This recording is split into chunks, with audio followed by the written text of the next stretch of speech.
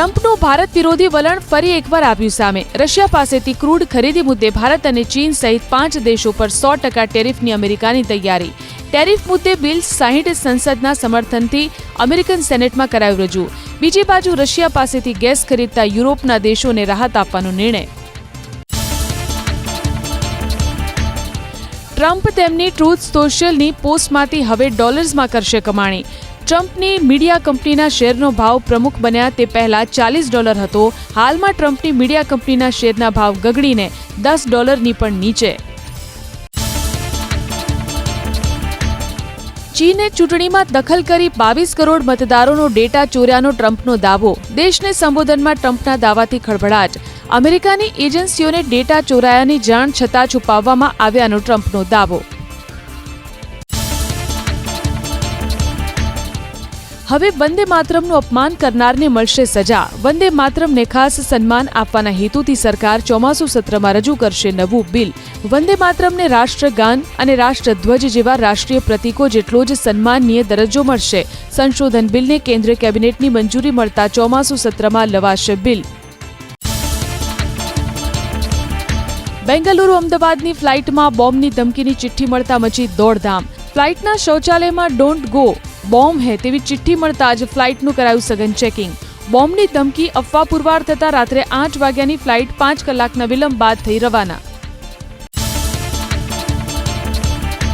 થોળ તળાવ ખાતે વેટલેન્ડ્સની જાળવણી મુદ્દે હાઈકોર્ટે દાખલ કરી સુઓ મોટો।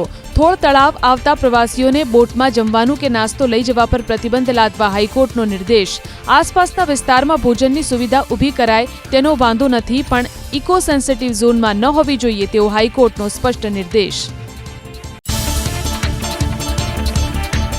દિલ્હી હાઈકોર્ટે પ્રેસની સ્વતંત્રતાને લઈને કરી હતી મહત્વપૂર્ણ ટિપ્પણી। હાઈકોર્ટે જણાવ્યું, મોબાઈલ માઇક્રોફોન રાખનાર દરેક પોતાને પત્રકાર જ માને છે।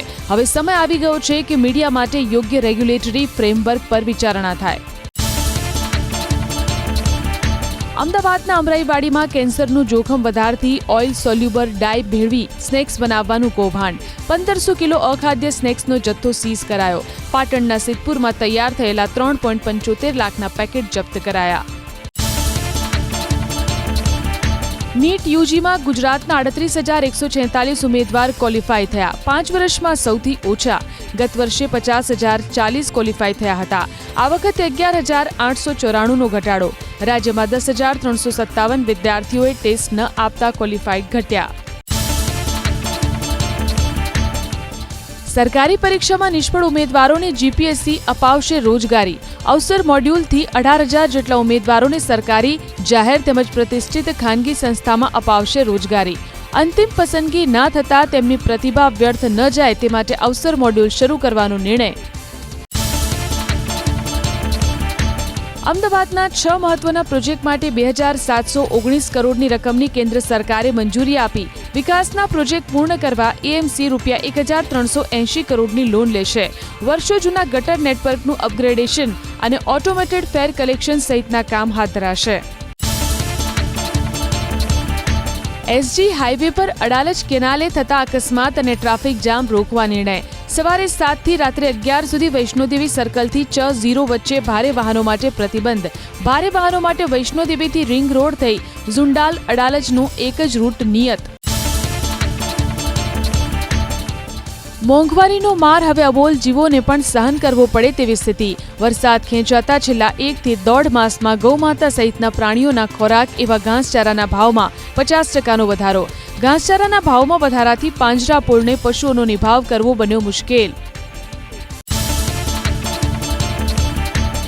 ચૂંટણી પંચ કોઈની પણ નાગરિકતા નક્કી કરી શકતી ન હોવાની સુપ્રીમની સ્પષ્ટતા। બંગાળ યાદીમાં એસઆઈઆર પછીની સ્થિતિ સાથે જોડાયેલી અરજીની સુનાવણીમાં સુપ્રીમનું સ્પષ્ટ વલણ। મતદાર યાદીમાં નામ ન હોવાથી પીડીએસ, જાતિ પ્રમાણપત્ર જેવી યોજનાઓનો લાભ રોક્યાનો દાવો। વડોદરાના ડભોઈ તાલુકામાં રાત્રિ દરમિયાન વરસાદ। શહેરના અનેક વિસ્તારમાં ધીમી ધારે વરસાદ। ડભોઈના વેગા, હંસાપુરા, ફરતીકુઈ અને કજાપુર ગામમાં પણ વરસાદ। વાદળછાયા વાતાવરણની વચ્ચે સાવલીમાં ધોધમાર વરસાદ। ગોઠડા, કરચિયા, શેરપુરા